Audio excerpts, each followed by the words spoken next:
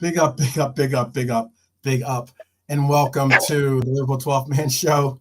Um, we are late because of a little bit of a mishap by myself on stuff, but we are going to get this rocking and rolling, make up for lost time.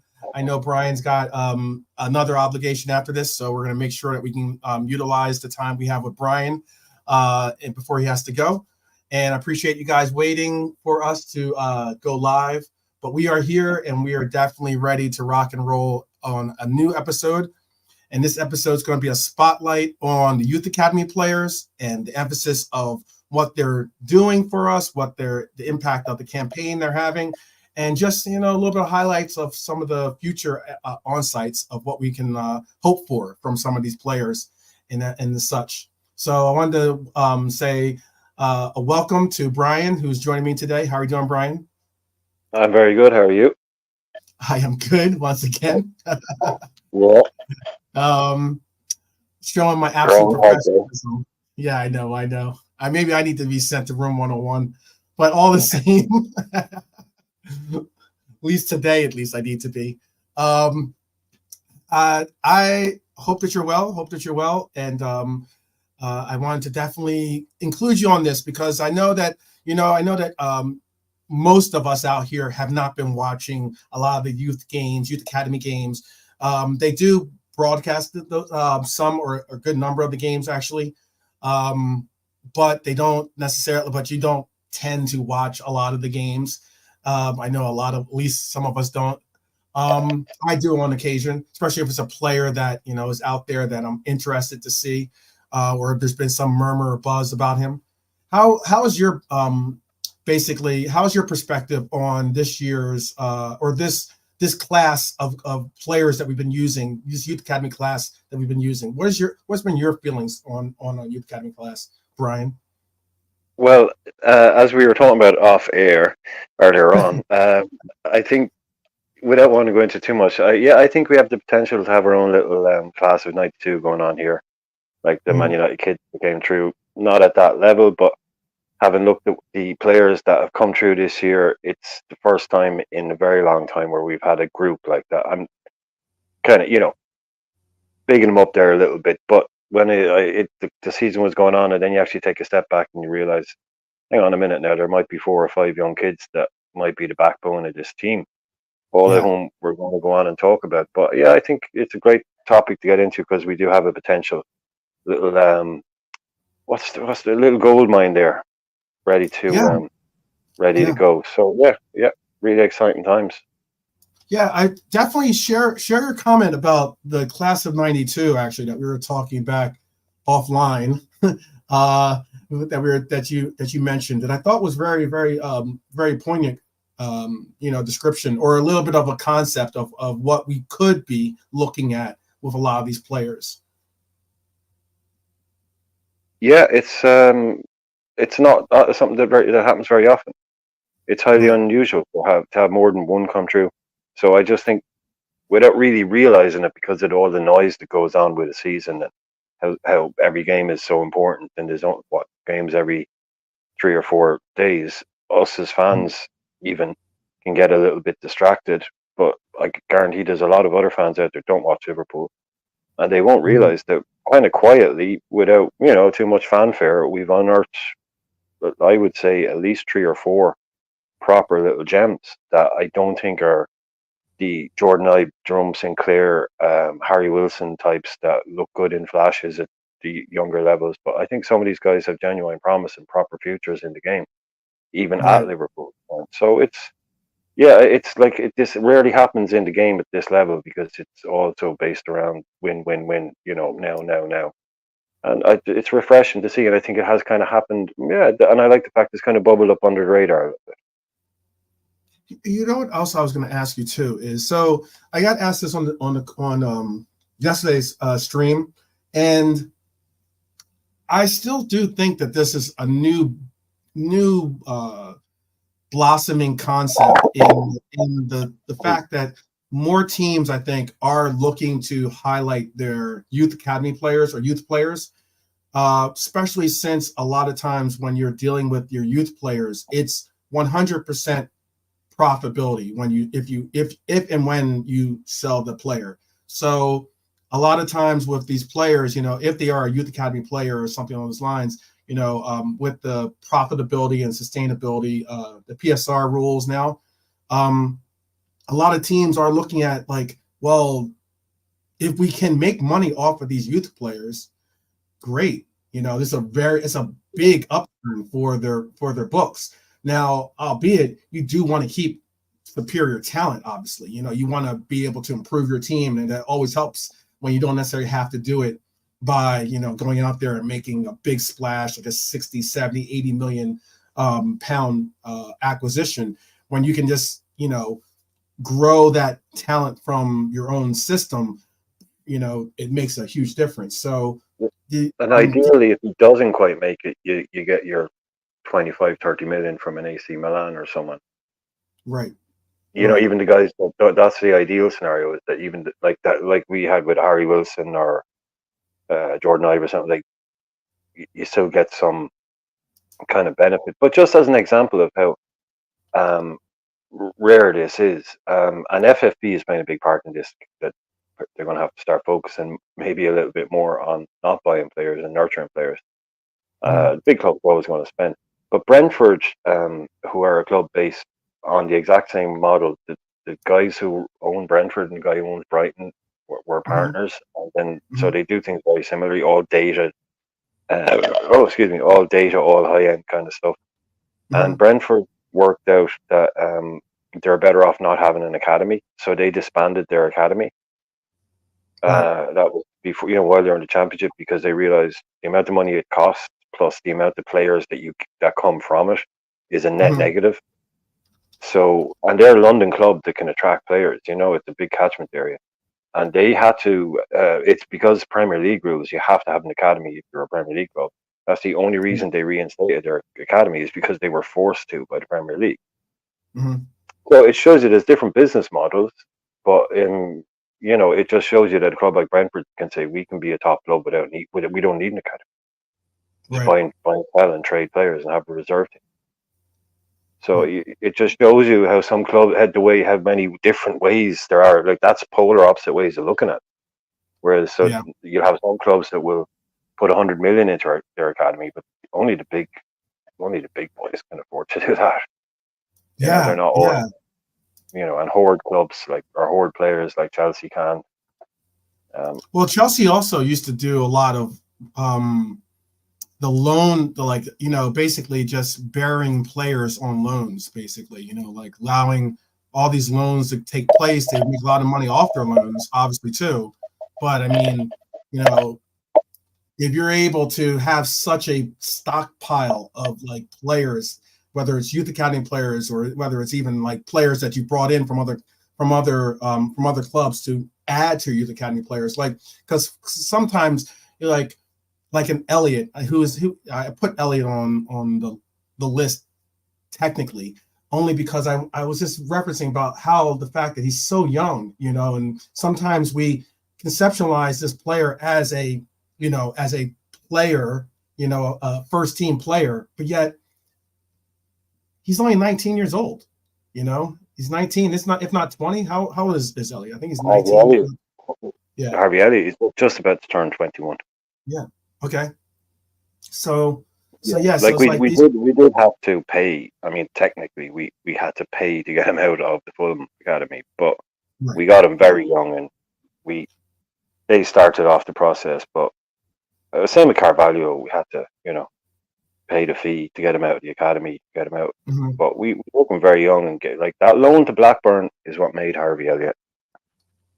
Yeah. That loan to Blackburn, opened him up, played him in centre midfield. Tony Mowbray got the call, take him off the wing tones, stick him in centre midfield, and the kid hasn't looked back since. Playing in championship in centre mid at 17. You go and try and play in the championship, you last about 5 minutes. One of the toughest leagues in the world. It's ridiculous. Absolutely relentless. With that question, then, before we get into this list, what league do you think these players that we do send them out on loan, what league do you think gives the most experience, that necessary experience to make the transition to the Premier League?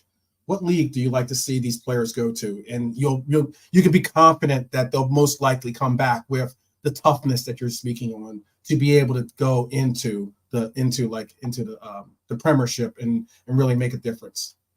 Yeah, if you're speaking on that level, because there'll always be a certain particular need that a player might have that might be best suited at a particular thing. But all in all, for what you mean, it has to be the championship, because the level in the championship now is extreme. If you look at the majority of the kids, and we're talking about kids. If you look at the England under 18 squad and the England under 20 squad at the moment, most of them playing the championship. Most of the best ones, that's where they're playing their football.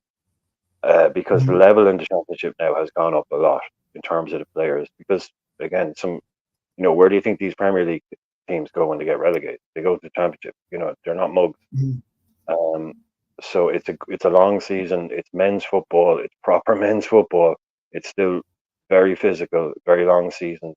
May not be the best idea if you're not physically robust. That's why maybe a Portuguese league for the odd player, but I think it's the perfect finish in school. You stay in England, you stay close to your parent club.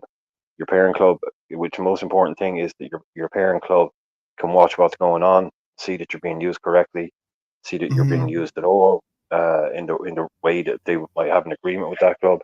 But it's the next closest thing. It's the next closest thing to Premier League, and like I say, being in the same country helps. It's difficult to say, boom, come over to Liverpool right now. We're going to pop you off to Portugal for 6 months. Now you're going to Austria to Red Bull Salzburg for a year, and now you're over in France for 6 months. Then you come back to England. It's like, okay, so, no, get him involved there. Right. Yeah, because so for instance, you said like this. I'll bring up this and let me get this set for us, because like for instance, Fabio went on to to try to make it with RB. Wasn't really getting any playing time. Now he's moved on to Hull. Do you think that's going to make? You think that was the better move, and you think that possibly the reason why we thought they could be ready is because he did play for for a championship level team or championship team before bringing him here to Liverpool? Do you think that that was one of the reasons why we said, we understand that this player did play in the championship level, but we're prepared to move him to Liverpool? Well, he had already played, I believe, 12 games for Fulham in the Premier League, because he played for them the season before. He played for them. He got games in Fulham. So we even knew we could do that. I just, again, it'll come down to manager choice. But if you're talking about the closest thing or where you'd want them on loan, that's where I would want a good level championship club. Is a really good place for a young, as long as they play. After that, maybe a top level Scottish club if they're from that part of the world. But keeping them closer to home is so easier to keep an eye on them. And the style of football, it's not as, the championship isn't as much blood and thunder as it used to be. There's a lot, pitches are a lot better, the teams are a lot better, quality's a lot better. It's still crazy, don't get me wrong, but it's good crazy. It's good quality. Like the people that, I know some Leicester fans, they absolutely, now look, they're tearing it up. Of course they are. They're going to enjoy it. But they know how good it is. They're snobby Leicester fans, but they're like, yeah, the championship class. It is, like, you can't deny it. Really good teams, good football. It's a good place for a young player, and you'll grow up fast, basically. There, if you can make it there, then you can kind of, you can put up with the physicality and all the other stuff that comes with this game. Wow. Bayesian Reds has a question for both of us, or at least for me, at least. And this might be his troll attempt, but he says, so 12th man, youth player rather than signing a sub from somewhere else. I would say, you know what? I don't think that's what the question was. I don't think he said sub. I think he said something else. Stud. Yeah. I say sub? I meant stud. Yeah. Signing sub. My fault. So 12th man, youth player rather than signing a stud from somewhere else. I would say this. Yes. It depends on the circumstances, But if there's any circumstance that's proven what I just said to be correct, there is a simple answer for that one, and I shall show you that simple answer. I think you probably know where I'm going to go with this one, but the simple answer is this guy right here. I mean, like realistically, Kwanzaa was a player that somewhat saved us, maybe spending 60, 70 million on a player. Definitely. Easily. I believe. I mean, we were considering going for Colwell, and like the whole reason why we didn't is because of the emergence of this player. Yeah, we all like Mark A is saying there, did you see that Rabona goal from that Hull player? That's Jaden Philogene. That's the guy I've been talking about for ages now. Jaden Philogene, he's on Hull. That's what I'm saying. He's one of the young English guys that's in the under-20s playing in the championship. He's a phenomenal player. We should be looking at. He's a right winger, but he's just he's a right winger. Wow. Old school bag of tricks, but Villa have a buyback option on him. Villa sold him to Hull, but they have a buyback, and they're probably going to exercise it and then sell him to somebody else. Almost like they're selling it. Especially considering the statement I just said earlier. I think that statement is going to apply to a lot of. You're going to see that more often than not. You're going to see a lot of these players, especially since a lot of these players, sometimes you see these players get bought. I mean, just regular players getting bought for 50, 40, 60 million, whatever it is. And you're like, you might have seen them play like 12 games, or you might have seen them score two, 3 goals, and all of a sudden they're getting these big transfers. It's pretty incredible. Our next manager, part of his job interview, part of his business plan, when they go in and they lay out, we hear that's what these managers do. They go in and they give presentations and they go, this is what, and like they go, depending on what they're like. If it's Marcelo Bielsa, it could probably take 2 days, but he's going to tell you everything about every player. So I believe a large focus will be on a manager will come in and say, see those 5 young kids there, I can take them. You've got 3 potential world-class players there. I will bring them on. Like that will have to be part of what he's doing, is to improve the guys that we have, and not come in and go, oh, those 3, no, I'm going to want a new right back. Bradley's too young. I want a new centre back. Kwanzaa's too young. No, that's going to be part of what gets someone the job at Liverpool, is by saying, you've got an amazing crop of players coming through here, and I will work with them. I want to work with them, as well as your established players. Right. And then that's going to be, I think, part of what gets them in the door. Right. I can agree with that. The biggest thing I think that we are faced with now with Liverpool has been injuries. You could say that for at least. I mean, it's no difference, if anything. We've had a lot of different players that have had to go through obviously injuries or different circumstances that have caused them not to be able to participate with the team. But most notably, and we're gonna go through this as in some of the more notable players that have contributed. I am going to bring up some of these players that we're going to speak on, but this player particularly has really ignited the fan base, to say the least. I personally think that it is a little bit of a small sample size, but we've seen some real quality attributes from this player in the games that we have seen him in, against some really top level talent. I mean, let's not get it twisted. He played excellent against Arsenal, who is, superior talent in the Prem. So obviously he can perform in games against top-notch talent. And then you mix in your Norwiches and such, that's a different story. But it's still, again, you just mentioned about the championship level. I mean, these teams are still, top or quality teams in their own right. What have been your feelings about Connor Bradley? Yeah, like you say, small sample size, but I mean, it's not. It's not a. It's throw the stats or eye test thing out the window. I know what I saw.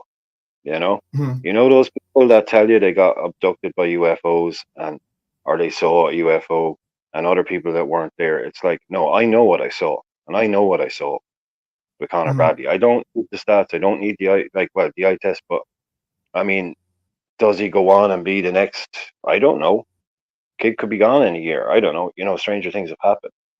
But I mean, you can't deny what you saw. What he did on the pitch, he did it against different types of opposition. Mhm. I mean, everything is there, really. He scored goals, or he scored a goal. He's created goals, more than one. I mean, what more do you want to see? He can do what he needs to do and tackle. It's obvious he has all the ability in the world. His Right. enthusiasm. Like, people went, oh, you know, calm down, chill, chill, chill. It's like, well, sometimes, nah, fuck that, man. Look at this kid. Like, he's obviously class. You know, we can temper the chocolate there, whatever. But no, no, no, no, no, no, no, no, no, no. I know what I saw. I know what I seen. You know, he stands out, and he stands out for. Will he do it again? Look, future talk. I don't know, but I'm not going to deny this kid has been unbelievably impressive, and from just Yeah. the minute you see him, yeah, you can do the temper expectation thing, but you're only doing that because you know that you think that's what you should. It's not what you want to do. When you watch him, you want this kid's next. You know what a player. That Yeah. energy, man. Yeah. That Yeah. energy. I think it's the energy, and I think it's also the confidence to not like back down from to back down from from the stage, basically to back not to back down. You understand the fact that this is a stage that you've always wanted to be on. Some of us have always, whether no matter what level you are, whenever you're playing in a level above the level that you normally played at, you're always going to get some type of butterflies, whether small or big in the stomach. So the fact that he's been able to manage the stages is incredibly incredibly promising, and definitely a measure of the talent that we have at right back in Connor Bradley. But Bayesian Reds TV has a question. He asks Bradley or Trent at right back. Since this is Yeah. that was some of the question that I said that the fan base have been starting to Mhm. push out more Yeah. often. Well, it works really well for the people that want him to play in midfield. Now it's like it's another bullet in the chamber for those guys to go, oh, well, we've got Bradley now, so now we may as well. We may as well. I think all of that Mm, talk needs to be put to bed until the new manager comes in as well, because mm, Klopp ain't going to change anything right now. Klopp is going to play Trent in this right back inverted midfield role. So just, you know, everyone just get used to that for a while. And mhm, if he needs a rest or if he doesn't think it's a game that we need to win or something, then Bradley will come in. Or if he's injured, then Bradley will come in. But Bradley's not usurping Trent. He's not playing inverted. Whether the whole should he, do you like it? That's a totally different. That's a totally different conversation. So for the moment, mhm, Bradley or Trent at right back. When fully fit, it's Trent. But when the new manager mhm. comes in, we'll be looking at oh, like yeah, who knows what we could be looking at? Really, like if he can come in and unlock Trent, it could be. It's like we have a system where both play. I think people might get a little bit disappointed in that he's not going to become a regular starter because, again, like we say, there's only 11 places on the pitch. If we're Right, playing right. with a full squad and we want to play right back inverted and doing a Trent, there's no room on the pitch for Bradley. But it's you call it next man, I call it next cab off the rank. He's going to you just get your next cab off the rank. Be ready. You know, it's you are but you're going to get way more minutes than you would before. But now again, swings and roundabouts. The kid has an awful time. Kid has an amazing time Right, right. for 4 weeks. Then he has this awful period in his life, which everyone will have to deal with at some point. Now he's back. He comes into the squad. Okay, you know what's the best thing for you? Get back to work. You know, get your head down, get back to work, move on. Positive thoughts. Mhm. And now he has his chance handed to him again by Trent getting injured. The guy to come in and just maybe even potentially play in the cup final. Probably he's probably going to. I think he's probably going to play in the cup final. It's only about whether for Bradley right now. It's only when he gets back in. Yeah, so. I do. I do have a segment at the end of where I do have some updates on Trent's available injury, and and when we can expect to see him back. And I also have an update on Dom's injury and when we can expect to see him at the end of this segment. I will bring that up as well. Just I know that just to give some peace of mind as to so we can all prepare for the worst and expect the best type concept. But yeah, there's some in the chat basically are saying that Bradley's their guy right now, which is very interesting. Nice. I know Reverend Knight is saying Bradley comes straight in. He's his baller, he says. And Beijing Reds had a shout for you in the chat about the Sicarios. But Reverend Knight says that Bradley is his right back until he isn't. Wow. Okay, that's what Reverend Knight says. And then there was another one too. I think someone else said something about Philip Bidwell. Philip said right now he prefers Bradley over. I guess he's saying he prefers Bradley over Trent. He says Marquez is saying Trent has played too much football for his age. His minutes need to reduce. Wow. But also, what Bradley does in this team and what Trent does in this team are two completely different things. Yeah. So Bradley doesn't play, but Bradley just plays traditional right back role, bombing up and down, being brilliant at it, like Trent used to do. Just a normal right back, attacking full back. So the whole thing changes when Trent goes back. But I just hate that this isn't a Trent show. It's a Bradley show, not a Trent show. It's about how good Bradley is. Just forget about Trent for a while. Celebrate the guy that's coming in behind him, and Klopp will be saying, "I'm glad that someone else has to come in and sort out this whole thing," because it's how do you get we had two right backs for Ireland. We had two of our best players. They were right backs. How do you play in both? You can't. You end up just pushing one out of position. But you can't. Something's got to give. Yeah. No. I keep saying this in multiple chats. I keep saying this on some of the streams I've done myself. And it's the biggest question is I get people have seen what they like as in a little bit more of a defensive minded or a more defensively tuned in player in Bradley when it comes to the performances that we've seen from him. But at the very same time, I keep emphasizing the fact that I get people want to see Trent in midfield, but it also means that someone in the midfield has to be replaced. Like as in, if you're going to keep a back four, that means that you're most likely going to have a midfield three, unless you're going to what the AI computer kept notoriously doing with my Anfield Cup team and forcing me into a 4-4-2. And Trent can't play six, so it's one of two people then. So you're even giving him fewer places he can play in midfield. Do you know what I'm saying? Yeah. Do you know what I'm getting at? It's like where does it work? And I don't know. I have to keep saying this so many times. How long has Trent been playing for Klopp? 6 years.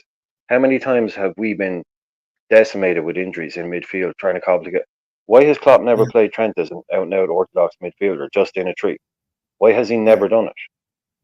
Klopp watches him every day in training. Klopp knows more about Trent than anybody else. And with all the times we've needed it, all the things all the different formations, he's never once played Trent as an orthodox midfielder. Why? Yeah. Ask yourself why he's never done that. Why? What? You not think maybe it's because he doesn't think. I know people think he's stubborn, but he's not that stubborn. And can we also drop? Yeah. Can we also drop this thing? And this last thing I'll say about Trent, that Trent has decided he doesn't want to be a right back anymore. The player doesn't decide where he wants to play. He can have private ambitions and personal motivations, but he can't walk up to Jurgen Klopp and go, "Yo, Jurgen, minute, please, minute. Yeah, not playing right back anymore, mate. I want to play in midfield, so just make that happen for me. Yeah, I'm in charge here. Yeah, 66 on the Yeah, back, vice captain. You do what I say, yeah, Jurgen. Don't be asking me to defend, man. I have no interest. No interest in that, Jurgen. None whatsoever. Can you imagine how long he'd last? He'd yeah, last about 5 seconds. He'd be out the door. Come on, let's yeah. get real. That's not how it Because works at that's the not the top kind, level. and that's also those kind of players don't last long. Period with Liverpool. To be honest with you, They don't even the end up players there that these days. make those That kinds kind of. of attitude. I mean, like because I'm sure Mane probably had a preferred position on the pitch that he wanted to play, but recently we had him at right wing. He eventually moved on over to the left wing, and then eventually he was playing striker for us. Like do you think that Mane was like, no, I'm either here or nowhere? Like Yeah. they're going to play. You're going to be, Klopp has visions and he's going to utilize them for what it is. But just exactly Yeah. what you're saying too. Like Beijing Red says, put him in the double pivot. He somewhat plays a double pivot already in concept, but it just so happens that it's not a stringent double pivot, as in he gets to flow and be a part of and go forward and be a part of the offense. That's the difference. Like as in that inverted role, he gets to kind of play a pivot role in essence with whoever is playing that six, but he rarely finds himself having to be in that more traditional concept of the two pivot or the double pivot. Do you want to see him in a double pivot yourself? No, I And then we'll move just on. think We'll that, move back on to the youth academy, by the way. But go ahead. no, just wait for the new manager. Just wait, because Klopp isn't changing, Linders isn't changing. So just Yeah, wait and see what the new manager thinks, what he wants to do. yeah, yeah, I just say yeah. my thing on Bradley is just enjoy Bradley for what he is, love what he's doing, and Mm-hmm. just don't make it. It doesn't have to be a sandwich. It can just be a slice of Bradley. It doesn't have to be Trent. It doesn't have to be involved. That's a very interesting way of putting it. Yeah, just leave Trent out of it. Okay, there's no need Yes. just to bring anyone else into it. Just make it about Bradley. And you're not just me. I'm just saying for anybody else out there. Just it's cool. It's about how good Bradley is. It doesn't Right. mean oh no, what happens to Trent now? Jesus, man, to have two players this good and now it's like oh they want to throw the baby out with the bathwater. Well, let's go into some of these players that aren't necessarily youth. They were youth academy, former youth academy players at least, but they're now participating with the club.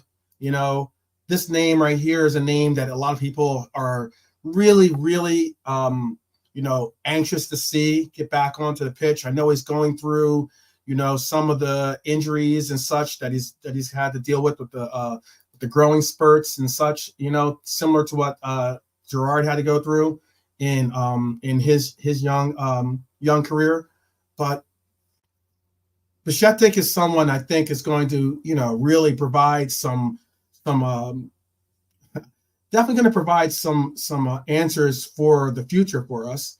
He's definitely going to be someone that would be probably into a rotation. I don't necessarily know if he gets slotted in as a outright everyday starter per se just yet.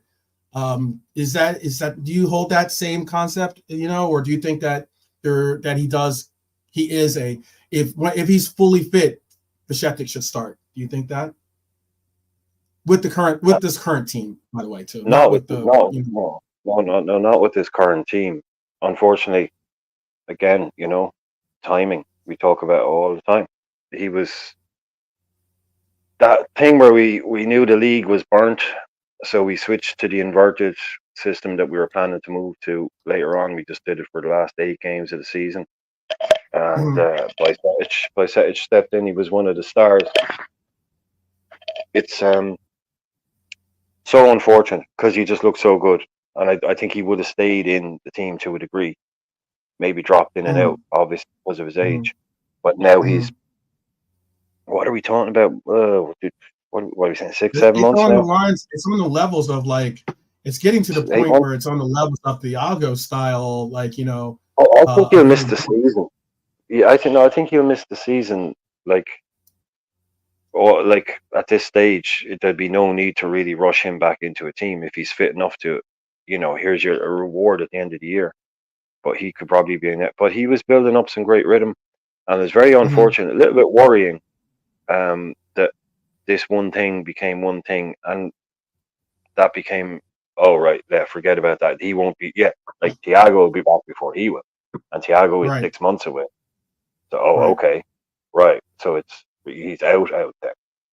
So was that a medical thing again? Like we were talking about rushing the other lads back, but he was our most impressive young player by far. Like he came in, way before Kwanzaa or Bradley or anyone like that, and he looked like a serious footballer. Someone that only needed a bit of time and to bulk out a bit. I still believe that about him, that as long as he comes back right. But it's a hell of a knock to take, and it looks like at this, like I say, at this stage. But someone that shouldn't be overlooked and quite easily forgotten about. But now, when you talk about it, he suited that place, that inverted system. What does the new manager think? But right now, he'd have a serious battle on his hands to make himself, a starter in there. But Bajcetic, Trent, McAllister, and Szoboszlai box midfield is something I'd like to see at some stage before the end of the season, if we could just throw it together. See, I like seeing what things look like. At one point there was a game when Trent was out. I think. Correct me if I'm wrong. I know everyone in the chat will, but I'm pretty sure he started at right back because Trent was out, and we played him in the inverted role, and he was freaking awesome. He was brilliant. It was just like, oh yeah, oh this is the Europa game. Yeah, that looked so good. And I was, oh, that's what a little, because he was a centre half. Do you think he's a better defender? Do you think he's a better defender than Trent? Or no, I don't. No, not kind of. Yeah, no, Trent's not now. Like Trent is not a defender. Trent was a midfielder that became a defender. Bajcetic was a defender that became a midfielder. So it's not a slight on Trent, but it's not his top skill set. But that can be taught. But no, I loved Bajcetic. He was, for me, it was heir apparent to Thiago. Get him and Thiago playing together for a season. He learns off Thiago. Thiago goes off into sunset, and he takes over the mantle. It was all going to be so easy. Do you have concerns like, or not as a concern? I don't know if Philip has concerns or not, but this is Lisa's question. He asked, will Bajcetic pick up where he left off when he comes back? I mean, that's all. I mean, obviously, we're not crystal ball. We don't know. We can't look into the crystal ball and tell the future. But do you think that all this time off is going to really have a negative impact on his career, or do you think that he'll be fine? And it's he'll be fine. I don't think it wasn't a career ender. It wasn't like something that, will he ever have his whatever back? I think he showed everything you need. He's young, he's fit, he can recover perfectly fine. Again, I know Bajan Barnes doesn't like me saying this, but it's down to the next manager. I know he wants me to say it's down to Xabi Alonso, but it's down to the next manager. And that will he bring him in? Because there'll always be casualties. There will always be casualties. And I think it could be a Gravenberch at the next. Like the way I like to describe it, you could have a manager come in and go, Gravenberch, yeah, no, he's right. I wouldn't have a good player, but he wouldn't be for me. If we can get 50 million, I take it. Or you could have another manager go in and go, Gravenberch, yeah, he's my new Vieira. I'm going to build my midfield around him. I'm just as an example there. There will be one or two players who 90% of them that the new manager will love, but you'll always have one who go, no, he's not quite my kind of left back, or he's not my kind of whatever. And I think Bajcetic won't go into that category because he's an all-rounder in midfield. And someone that, especially someone like, if it is an Alonso, it's a Spanish player, who plays in Alonso's position. So, you can see the obvious fit. So, I'd like to hope so, Philip, and I would, I'd rather back it than back against it, because why not? Why not think he's going to get back to his best? And then that'll be the challenge, and that'll be the interesting thing to see him get into that team. But central midfield is the hardest area to break into for any player. Yeah, Revenite says, sadly for Stefan, I think he thinks he will take time to bed back in after coming back, so we won't see him back to his best this season. Start of next season, he looks forward to seeing him back to his best. So he's holding on. Next season. It's definitely next season for myself. Like, don't at this stage, because of his profile, there's no need to rush him back.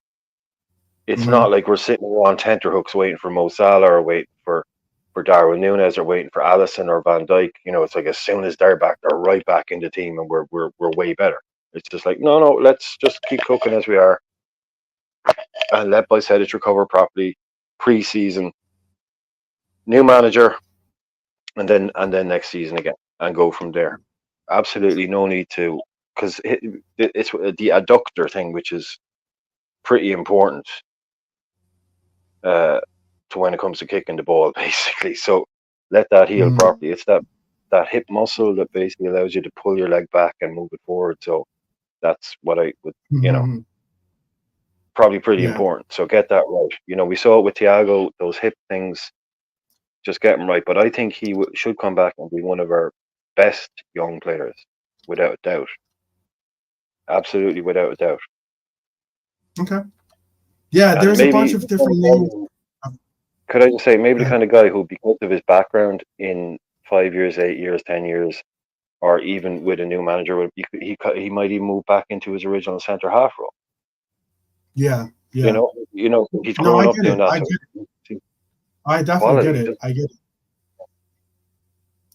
I definitely get it. Like, as in, there's a lot of options that are still left that we can utilize for him and everything else. But it should be a good one to like incorporate. There's a couple of different names.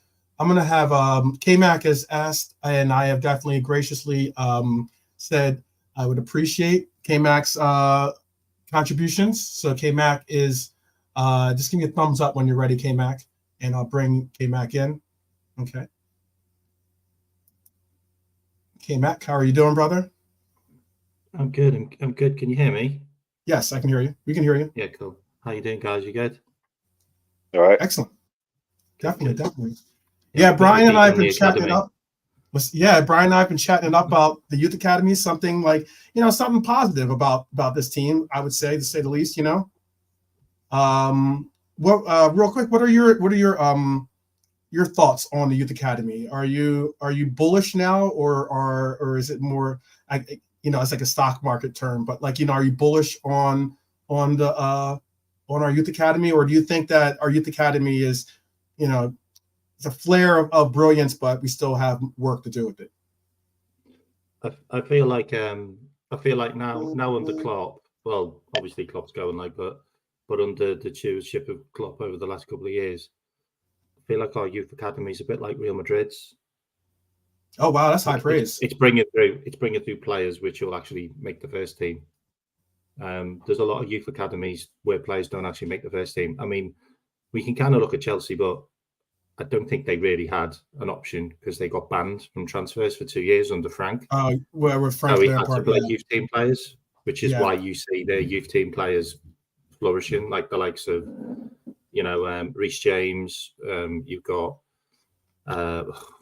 Gallagher. Mount. Those kind of players, like they got played because they had to be played. With us, they don't have to be played, but they're being played because Klopp's given them the chance, and he's not just like he's using them in the right games as well, where we can play like a couple of younger players, and obviously you can see it flourishing right now. Yeah, for sure. And I think a lot of us are appreciative of it, considering that some of us, I remember the talk last year, and Brian, you can possibly back me up on this, is that the talk last year was we don't have a youth academy really. The last couple of years have been, our youth academy is in a state of peril in essence because of most notably because of one player I do have on my list here, but I didn't really go in depth with him, was for like the Polish Messi, for instance, like as in, he was supposed to be the next big sensation, yet we've been still waiting to see him even get a real big call up for the team, and we still haven't really seen him have that opportunity. Do either of you guys have a real take on him or at this moment?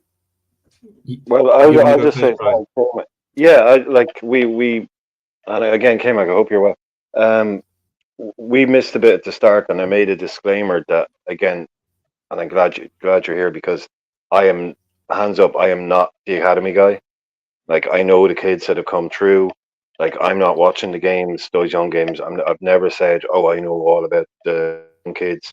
Definitely, my knowledge on that is fairly kind of low level. The thing about Musialowski, I mean, I think I saw him play a game for us around 5 years ago. When there was him, and there was Freuendorf, and there was someone else, and it was like, this kid is a chance. Now, I remember that the only story I ever remember hearing about him was that in the under-18s, he absolutely destroyed it. He just murdered everybody. And the second he went up to the under-21s, nope. Just could not make the step. It was like, yeah, he can't do what he did in the under-20. He can't do that in the under-21s. Now, literally, that's a story I remember reading about 3 years ago. It was literally, they tried to make the step up with him, and he just couldn't do it. I think he would have gotten more first team chances by now if he had. But to me, it's when people bring him up, I'm like, man, we were hearing about that kid 5 years ago. If something was going to happen with him, I'm pretty sure it would have happened by now. Like this new, the Kwanzas and the Bradleys and the Clarks and the Kumases and the McConnells, these guys have come after Musialowski, and he still hasn't made it. So I don't know, K-Mac, over to you. You know more about this than me. Yeah, that's the primary reason why I was bringing them up. Yeah, K-Mac, go ahead. Well, the Mulowski one's an interesting one, actually, because it was a pre-season game. I remember seeing him with Frauendorf. They kind of came at the same time, but we signed Frauendorf from some German team. I can't remember who it was. It's probably Schalke. We always seem to get people from Schalke. And he's still with us. He's on loan somewhere. I can't remember where, but he's on loan. Frauendorf, and he's still only like 19. Mulowski is only like 19 as well. He was supposed to be like a real talent, like a real Polish talent, like not like a Lewandowski or someone like that. Sorry, the Polish Messi. I mean, the name of the Polish Messi that's high praise. That doesn't help anybody. But yeah, an attacking midfielder, good one. Call him the next man. Can't ever live up to it. But he's had like I think he's had 2 failed loans in like random clubs in Poland and somewhere else, I think. So he's not actually done well. Doesn't sound great. The issue with him is he thinks he's too big for his boots, and he wants out the club. Yeah. There's no suitors. Like no one wants to buy him. So don't really know where he is. He's kind of one of those ones which is probably in the under-21s in limbo. Like there's a few players like that. Like there's quite a few players in the under-21s who are too old for the under-18s, and they're not good enough for the senior team. And there's no suitors to take them out on loan. So what do you do? Like, you know, you probably got a few on that list as well, by the way, of those players. I will say something about Bajcetic, though, which you probably haven't mentioned. He's got the same type of injury as Curtis Jones had a couple of years ago, and Steven Gerrard. It's kind of a growing injury, which he's got, which takes a long time to heal. Because I don't think when we brought him into the team, I don't think he was fully growing. A bit like Cade Gordon. Like we brought him into the team and he hadn't fully grown in height. So I think that's the main problem with him. He's got a growing injury around his abductor, which is like the hip and the thigh area, isn't it?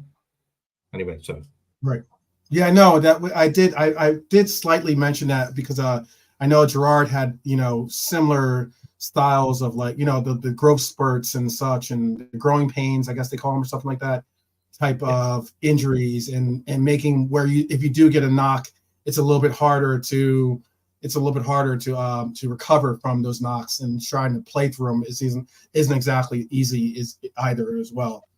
But K-Mac, sorry, I want to cut across. K-Mac, you can confirm this for me. I remember this being a story. I'm not sure, but do you remember Gerrard always had he had problems that they traced to a back problem. So it was like Jared has a back problem that was causing all these things. And then a dentist was the one that diagnosed it was a tooth. He had a tooth that was growing that was putting pressure on a nerve in his jaw, which was sending pressure to a nerve in his back, which was creating these twinges. Wow. And once they took the tooth out, they did, well, not that they took a tooth out, but they did dental surgery. Is that true? I remember reading that years ago. Yeah, that's absolutely true. That's absolutely true. Yeah, it was a tooth. You've got some memory there, man. That's a long time ago. Yeah. I thought I had a memory like an elephant. But it was just one of those things when I heard that. I was like, I just have never forgotten that. It was like a tooth that was causing his football injuries. That was just too crazy. I've never forgotten that. I just read it once. I'd never forgotten. Like, that's crazy. Saying that though, I'll tell you about myself. Like I had a really bad toothache at the back of my teeth during like COVID, and I obviously couldn't get it sorted for months and months. And I had trouble sleeping. I started grinding my teeth. I ended up having to get like a gum shield. Like it literally ruined my life for months and months and months. And it was my wisdom tooth. Took my wisdom tooth out, and I was fine. Everything was gone. Oh wow! Like, honestly, like I had a pain down the back of my neck. I had a pain down the side of my like underneath my rib cage. Like, and it was all associated to this wisdom tooth. Crazy.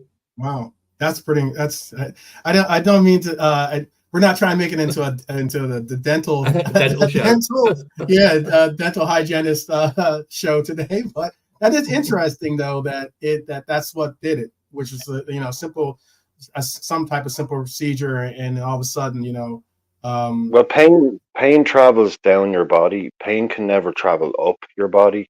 Pain comes from there. So pain can only ever travel down. So, like if you had a problem with your shoulder, it could never affect your jaw, if you know what I mean. So it was sending all the pain messages down through his body, and that when he was growing up as well. So get yourself a good dentist. Get yourself a good dentist. Yeah, if you're feeling not right, make sure that you're all spotted up, and ready to rock and roll. When they pulled my tooth out, it was like that big. It was absolutely gigantic. That's how deep they go, like into the. Anyway, forget about the teeth. Carry on. Yeah. I wanted. So here's a player. Someone mentioned them in the chat, and this is someone I can bring up now because I know that Brian has seen this player individual play at least somewhat, and that is Louis Kumas. He's a striker. I'm going to bring up two young strikers for us. I'm going to bring up Louis Kumas, and I'm going to bring up Jaden Dans as well. They're both 18-year-old strikers. I know that with Louis Kumas, I know that Revanite was putting in there. He's saying Louis Kumas in comparison in U21s at 7 matches, 7 goals, 2 assists in comparison to Musolowski, who has 7 goals, 3 assists, and 1 assist. So Kumas has shown more, it looks like, from stats. So I know that Brian was pretty impressed with some of the footage that he got to see on Kumas. Well, he got the Planet Football treatment, which, if anyone knows Planet Football, they do a lot of content. So every day they'll always be bringing up videos of the latest young kid at such and such a team, and random young players around the world putting little clips together. And I kind of have this thing was like, once you get on Planet Football, then you're known kind of thing. And they did one on him today. It's the usual. The typical headline will be Liverpool unearthed next wonder kid, or Jurgen Klopp's latest wonder kid kind of thing. And it was just a highlights clip of him playing Arsenal. We beat Arsenal 4-0. We absolutely destroyed Arsenal. And it was just like this kid gliding around the pitch, shots, passes. If I dare say, a little bit like that Florian Wirtz kid, kind of reminded me, operating maybe in the same type of areas. He's not a Haaland, an Andy Carroll. He's not a number 9, but he's a like, and K-Mac, we were just mentioning this earlier on. Someone else, 12th man's going to bring up later. But we've got a lot of kids of former pros. We've got same the young kids. Neil Bigger Downs role. is Jaden Dan's dad. Jason Kumas used to play for Tranmere.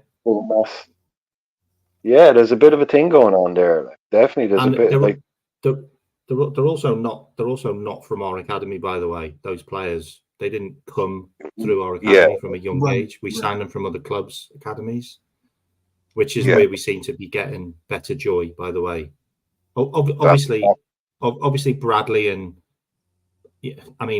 Bradley and Quonset, that's a different story. They've been together for like 10 years. They were in the academy from the age of 10. These are proper kids academy. I think Jaden Dan's has as well. I think I want to say he's been there since he was like 8 years old or something. I want to say or something. So he's been there for quite some time. I know Jaden is I believe I want to say is he from Guyana as well? Is he English and Guyanan? Yeah. So same as his dad. Yeah. They're both interested players as well, because like Kumas is a bit more wiry. Like he's not as well built, but he's really skillful, and he can also drop into midfield as well, like attacking midfield. Jaden Dan's is he reminds me a bit of Emil Heskey. People are really big on Jaden. A lot of people are interested in him.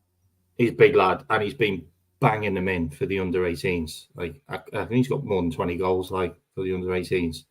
But he plays really well as a front man as well. Like, you know, they've been in training now, in the proper men's training, I think for the last 3 sessions, like 3 games. So the last 3 games that we've had, they've been in the training sessions for Klopp. So obviously he's looking to introduce them in, and I think Kumas was on the bench in the last game, if I remember correctly. He was, he was definitely. Yeah, you're right. Yeah, Jaden Dan's hasn't made the bench yet, but Kumas has. I think Kumas will break quicker. The only problem is we've all witnessed Ben Woodburn. Do you remember him? Yeah, sure. Same type of player. Same type of player. Ryan Kent, same type of player. You know, Harry Wilson.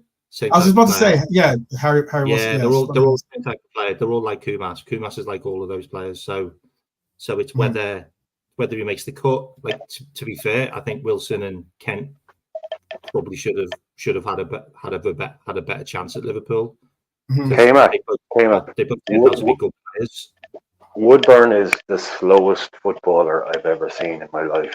No, but when he burst onto the scene, that's what I'm saying. Like I've seen him in the game. He has 0 pace. That's what killed his career, I reckon. He just had no pace. It was like, oh man, this guy can't outrun a Craig Dawson. Brian's got another obligation to go to, so we're gonna say thank you for Brian for joining us. We will meet again tomorrow, I guess. I'll have a show on tomorrow. I'm sure Brian will be a part of it in one way or another. So cool. Have a great show. Nice one, K-Mac. Thank you. Definitely. Nice meeting you, mate. Bye. Cheers. I want to also go over some things then too, since we are talking about Jaden Dan's and we're talking about Kumas. I know I brought up Jaden Dan's because Jaden Dan's was seen at practice or on the practice pitch in the latest, on the latest like inside training footage that we got. So there is a likelihood that we could see him on the actual roster for the roster for the game. But is there what is your feelings about, because there's another person that was brought up and is someone, well, I'll just bring him up now considering that he did bring him up, and since we're talking about former players that their kids are a part of the actual are actually playing for us, and not necessarily this player isn't necessarily had an opportunity to play on the senior level, but yet this player is someone that I'm really, really excited to see play. Albeit the bias is I have a bias that he is an American. Okay, I get that. But this guy right here is a really talented player. Really he's had a couple of really like standout performances for the U18s. You know, he's a young man. He's obviously only 17 years old, but you know, he's had a real breakout campaign for the U18s. He's the son of former Wigan defender Maynor Figueroa, so that's why, you know, it's kind of nice. Player. Yes, he was. He was a good player. Was. Yeah. You know, he's had a bunch of this player's played for our U13s, played for our U14s, been in the academy for quite some time now. You know, he's been obviously someone that we've had our eye on trying to develop, you know, and he's had over 90 goals in the campaigns, you know, for the U13 and U14s, albeit it is U13, 14s. I'm not getting too hung up over that as well. But you know, he's like filling in for I think Oakley Cannoneers position basically now with the U21. Yeah, he's on loan now. Right. Oakley Cannoneer's gone on loan. He's another good player, by the way. I think he's Irish. Yeah. Might be Irish. He's another good player. He's doing a loan in the lower leagues. Yeah, this kid looks like another one on the conveyor belt. But the thing is, and Kaylor is we haven't done great with American strikers. I was just gonna say real quick, K-Roll is a striker, just so you know, he's a forward. Yeah. I was about to say, like, we haven't done well with American strikers. If you remember Peter Golaski. Oh wow, that's a he was with us for a long time. Like, he had horrific injuries. I think we got rid of him eventually, like last year maybe. We haven't had great luck with American strikers, unfortunately, at Liverpool. Hopefully this one, he looks a good player. He's a big unit as well. Like, he's a big lad. Wasn't Figueroa? Didn't he get to the final? Didn't he get to a cup final with Wigan?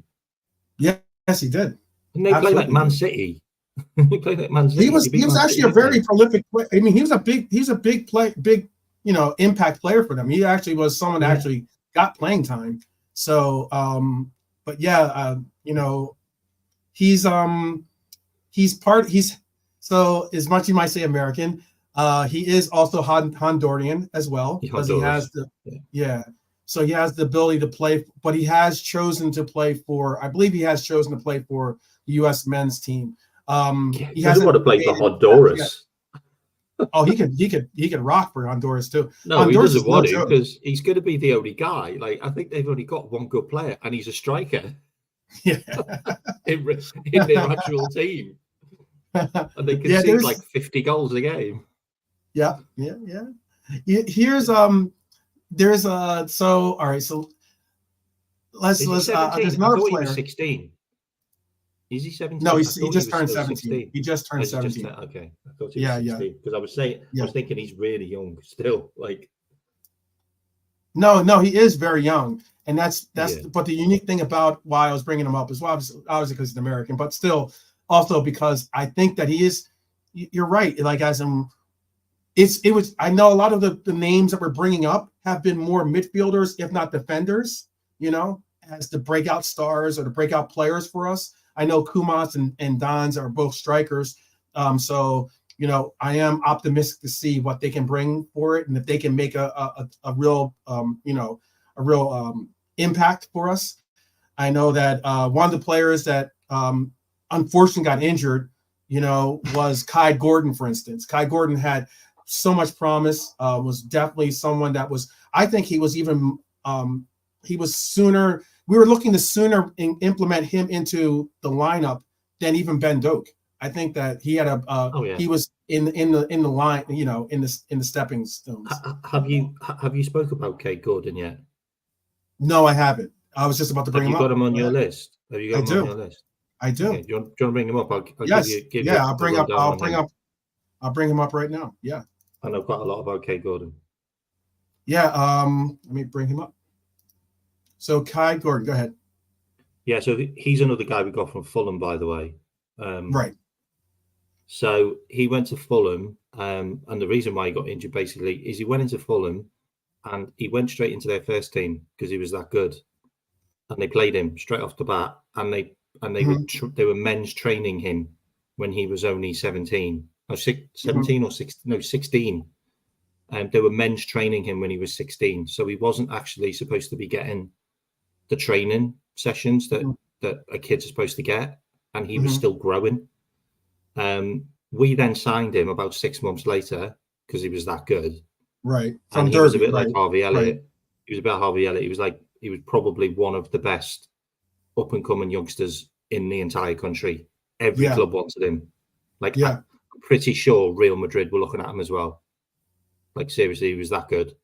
Then we got him, and we just started playing him in we started putting him on the bench, and we started giving him men's training, and he wasn't supposed to get that training. And this is during COVID, by the way. So yeah, he got injured because we were training him with the men, and he was supposed to be getting kids training, because kids training's only 30% of what the men do. The men do like 80%, which is like full pelt. Like, and you can imagine Klopp's training as well. It's probably savage. So we broke him basically, and I'm pretty sure he came on and broke Jerome. What was that guy's name? Jerome, who owns a chicken shop now. Remember him? Kenny Dalglish brought on. Oh wow, he's retired now. He quit football. I can't remember his name. Someone will say it in the chat.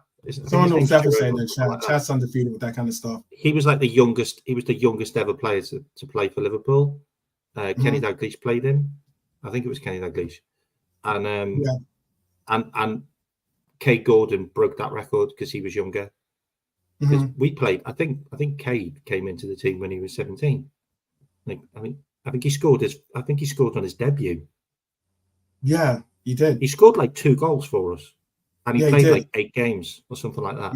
And then he got injured. Yeah, Jerome Sinclair, big up the chat. And basically, he's been out for over a year, like maybe 18 months. Like, he has been. Right. Really bad injury with his back. But he's now back, and he's been on the bench a few times now, and I think he's came on once or twice. Once or twice. Yeah, this year he's been on the roster. He's been on our roster a couple of times. But I think he's actually played. A game or came on for a game. He came on in, I forget which game. I think it was I want to say it was a Europa game possibly, or even I think Europa or a cup game. But he did get an opportunity to actually play. He was a non-starter on one. He was on the bench, but didn't get a cap. But then there was a game that he actually did get a cap. It was only like a few minutes, but it was still it's still a cap. It's still good to just see him get on the pitch. He's 19 now, so he's 19 now. So he's now at that age where he needs to be playing football. Yeah. And I think he's got more potential right now than a Ben Doak. You do? I was about to ask that question. He's got end product. He's got end product. Like, Ben Doak's just really fast and skillful. Like, he's got no end product yet. Like, he's not got that. He's not got that. I'll ask you then, and the chat too. Please, the chat, answer this one too. Fully fit, fully healthy, fully fit. And let's say it's a cup game, or let's just say we need a right wing to be a service for us. Would you rather play Ben Doak? Or would you rather play Kai Gordon? Is this me or the chat? Yes, you and the chat. Yes, I'd rather play Kai Gordon. He works better as a team. Okay, he works better in a team. Yeah. Okay. I was just wondering because Ben Doak's got incredible talent, by the way. Right. But he needs a loan. Needs a loan. A couple of loans. Right. Seriously. Oh, really? That's okay. Yeah. In your opinion, thinks he needs. Okay. Yeah. Right. Yeah. Okay. I think Ben Doak has done immensely incredible talent. He's incredible talent in himself, but I think he's done some really, really intense development of his own. Like, he's been developing his body incredibly well. Like, as in, he's been obviously not missing gym day. When it comes to getting in and hitting the weights, he's been doing his thing. Yeah, but it's unfortunate that he got the injury that he got. And unfortunately, he got it. But he got it I think on international leave. I think is when he got it, right? Yeah, it's a bad injury as well. Yeah. Yeah, it is. It is. And He's speaking out, he's of, out for the season. I think he's out for the season with that. Is it Yeah. metatarsal? yeah, it Is it was a knee injury. Yep. Yeah. Oh, metatarsal is not a knee. So Or no, it was a knee injury though. No, it was a knee injury. that he got. It's not patella, is it? I don't know which one. I can find out for you, but I Oh, know God, that it was a knee. I hope it's not the was a knee injury that bloody Gomez got, because that put Gomez out for like a year. Mhm.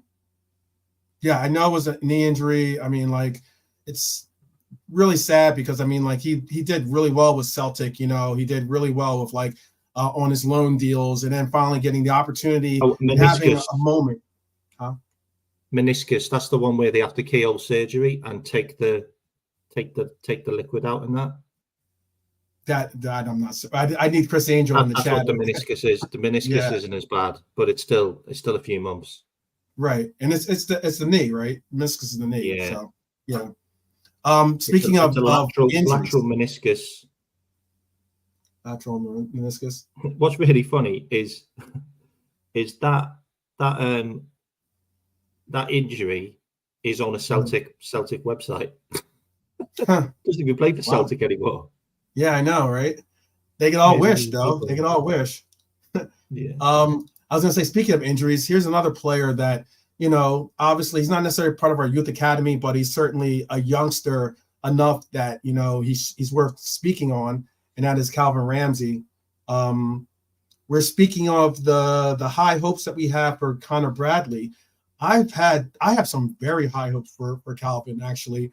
I'd like to see him obviously stay fit. I mean, that's the most key contribute. But I've also heard that he's going through some growth spurts or something like that, you know, where he's like, or that are complementing or impacting his injuries and sustainability of staying on the pitch.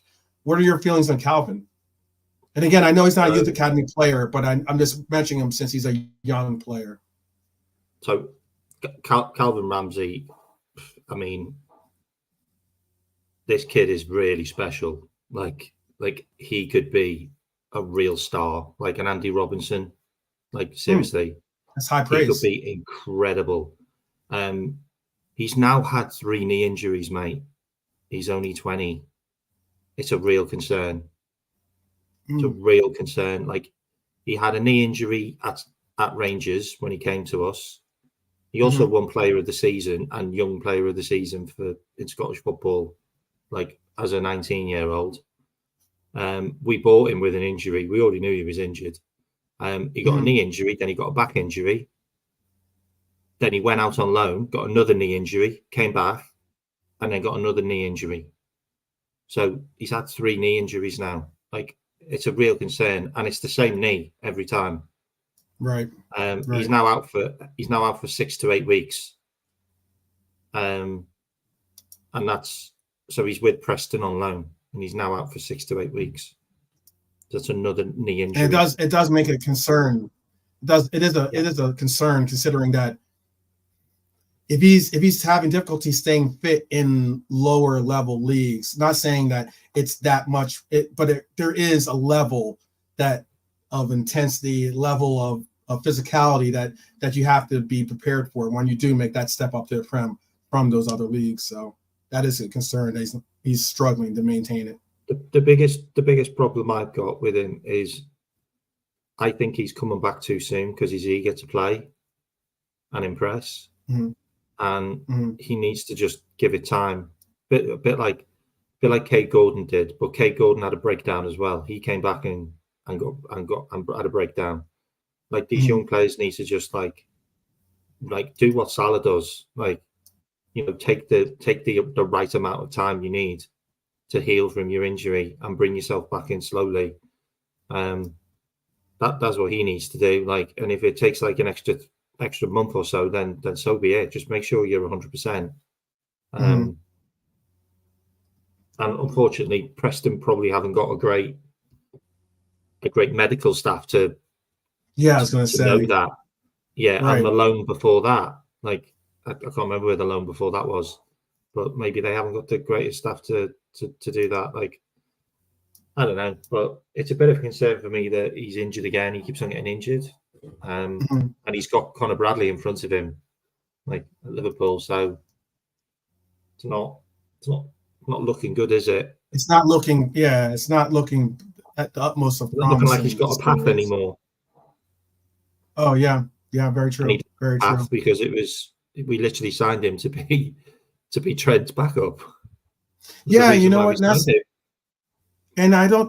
the reason. Like, it's interesting. Again, like, Bashan Barnes asked this question of, like, would you rather sign, a solid, a stud of a player instead of, like, utilizing these youth academy players? And I obviously utilize the Kwanzaa as being my example, but I also can say that, like, we were slated at bringing Ramsey in as the heir apparent to Trent, basically, and now we've seen what we've seen, and now Bradley's made this emergence. Does that make it even harder for him to get involved in his team?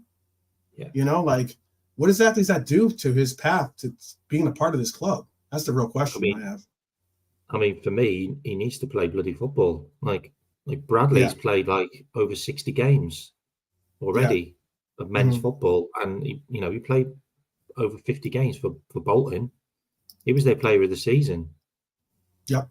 Like Ramsey needs to have a season under his belt in lower league. That's why we sent him to Preston. Yeah. And the thing about that as well, I will reply to Bayesian there. Mm-hmm. Look, all I can say about younger players and giving them opportunities is, do you remember the season when our entire midfield was decimated and our defence? Mm-hmm. And we brought in Nat Phillips, 24, and Reece Williams, 21. And they got us to the top three. They got us to third in the league. They got us into the Champions League. Like, seriously, those two guys got us into the Champions League. And that's giving younger players a chance. Yeah, I get it. They're not like 18 or 17, but they're younger players compared to the players that got injured, as in Virgil van Dijk and Joel Matip, and also Gomez. So the proof's in the pudding. Like, it's worked for us. And if these guys can have a chance, these guys can have an opportunity, then I'm more than happy with an Elliott, with a Bradley, with a who else we got? We've got some other midfielders now. So we've got like Bajcetic, Gordon. Not yet. Honesty says I'm more than happy with these guys to get 20 games a season. Right, exactly. That's, Honesty is saying it with this statement. He says Doak, Clark, Bradley, McConnell, Tyler Morton, Kwanzaa, Scanlon, Chambers, Bajcetic, all names I have on the list here, all made their debut under Klopp. That's a madness. You don't see that happening a lot anymore with 8 debutants. It's the truth, the absolute truth. Like, you don't really see these players. I think I said this early in the year, and I know people didn't want to necessarily hear this comment, but I said that Europa was a somewhat of a blessing for us this year. In having Europa, we are able to get these youth academy players, even more time against some real, top level talent or top level teams, despite the fact of, like, people might disparage the fact that it's Europa, it's this, it's that, but still, good quality teams they would have probably been playing if they'd gone on loan, at least, and you're seeing some real emergences from these teams. There's a player particularly that I'm somewhat sad to hear about, the fact that we're possibly going to end up losing this player, because I believe that the team that he's with has a buy option. But how do you feel about Seth? Yes. How do you feel about Seth? He's their best player for Mainz this season. Like, he's been absolutely sensational for them. Unfortunately, he got a really bad injury last year playing for Schalke on his ankle, and he kind of put him out for a long time. So he was injured for our pre-season, so we couldn't use him because he was injured. And obviously, when he came back, we sent him back out on loan. If we get Xabi Alonso or Ruben Amorim, Seth Vandenberg comes back to the club. Hmm. Hmm. We'll buy the buyout. We'll buy the buyout. Oh, you think we'll buy the buyout out? We'll buy the buyout. They're going to get relegated by the looks of it, Mainz. Like they'll probably get relegated this season. It's whether he wants to go down a league. But Sepp van der Berg was basically the heir replacement of Virgil van Dijk in the future. That was. So do you think that do we have to root for Mainz to go down for us to really have a viable you have to root pathway to getting him back? Yeah, I know. I don't know. I mean, is that what we're basically saying? I mean, he could be a really good fifth choice centre back. Yeah. Who can play wide, who can play right as well. Yeah. That's why I'm and you know what's funny is that people were very on and offish. If anything, they were making fun of that, especially since no, I want to make sure I get the names. Did you watch him play for us? Yeah, sure. Yeah. He was really good. I thought he was good. He didn't have a bad game. Yeah. I thought he was really solid. He wasn't a standout performer. No, he looked better than the Turkish guy that we got on loan. Yeah, he looked better than him. Well, Ozan Kabak, yes, he plays center back. Is still I think in the chat. So remember that. He was dreadful. God. Yeah, you know what? He came apart. That's all you can ask for. That's all you can really ask for. Lovren for me. He was just dreadful. Oh, you don't like Lovren? It's funny. We'll have to discuss that another time. But I do think that Sepp van der Berg a one in every 10 game player is just not for me. I'm sorry. I got you. Yeah. So I do have there is a question. He says, what do y'all think? This is from Ozan Kabak, since you're just speaking about him. Ozan Kabak asks, what do y'all think of Trey Neone? Does he have a huge upside? That's a very good question because I believe he's from Leicester, right? We signed him from Leicester, I want to say.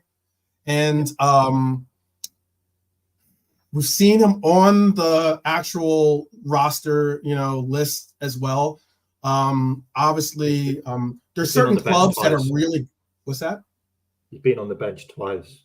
Yeah. There are certain clubs that are really good at taking youth talent and developing them well. I think Southampton's one of those teams. Obviously, I think that Leicester is one of those teams as well. I think they do well with developing youth talent a little bit better than other teams that we get to see. But what are your feelings on Trey? Do you have any idea? Do you think he has a huge upside, or you think that he's just someone that's kind of like I think he'll get a game before the end of the season. I think he will play for Liverpool before the end of the season. He's huge. He's a huge talent. He's quite possibly the best under-18 player we've got in the team. Like, he's consistent. Like, I'm not surprised he got put on the bench against Arsenal in the cup. He was on the bench at Arsenal's ground for the cup that we won, the cup game. I thought he might come on. That. Like, I thought he might actually get a game because when we were 2-0 up, he's a huge talent. I think he's 16 now, 17. Yep. He might be 17 now. 17. He's a huge 17. talent. He's because he's still playing for he's still for the U18s. And that's another thing too, as well. Let me say this too. We were speaking about Dons, for instance, earlier. It's a huge step up for some of these players that they didn't even play U21s. Some of these players are U18 players that are on the lineup or on the bench for Liverpool. That is crazy, right? It's crazy. It's so crazy. I wanted to touch on that as well because someone wrote in a question or like just a comment saying that all of those players, you got your Dokes, you got your McConnells, you got all of those players that you kind of brought up. There's no other managers doing it.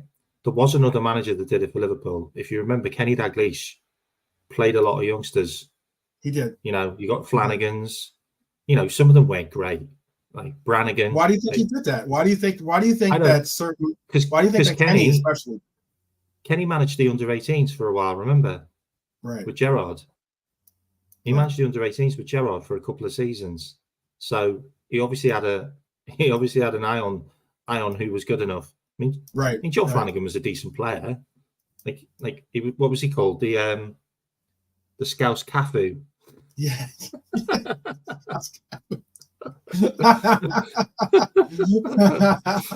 You remember? It'll bring up to the Scouts Cafu, yeah, for sure. So yeah. So I mean, another manager has done it, but just the amount of talent we've got. Like, there's a couple of players you haven't even mentioned, like Trent Kona-Doherty. Have you seen that kid? Oh, no, I haven't actually. Wow. Yeah, is he bring that? Bring up highlights on YouTube of him to watch yourself. Really? He is better than Malowski. Oh wow, really? How about so then? Here's a player that I was going to bring up that hasn't necessarily had opportunity to play on the pitch per se, but I think he has gotten one call up at least, and that's Tommy Pilling. Do you have any insight on him? No, I don't know him. No. Okay. I know Pennington, Carter Pennington. I know about Carter Pennington. He's another player that's going to be special. He's only 16. Carter Pennington. He can play centre back and midfield. There's another guy as well called Davison, who's really good in the under-18s. He's a right back. You've got another guy called Calvin Morrison, or Connor Morrison, I think his name is. We got him from Man United's U team. He is sensational. Like, he'll come in soon as well. I think he's 18 now. There's so many players we've got coming through that youth team. Well, this guy Tommy, and the goalkeeper as well, Cuivo. Yeah, I do have a goalkeeper on the list. Polish. I brought up this guy because Tommy apparently is he's been clouded as being one of the most exciting young players that we have. And midfield. He's an attacking midfielder. He's 19 years old. He's born in St. Helens. And he's been with the club since he was 5 years old. So he's he's one of those guys that someone saw talent somewhere, and brought him in early. I mean, 5 years old, that's incredible. But I mean, has he been on loan? He's gotten time with the U of 18s, obviously. He's also established himself as a regular for the U18s as well.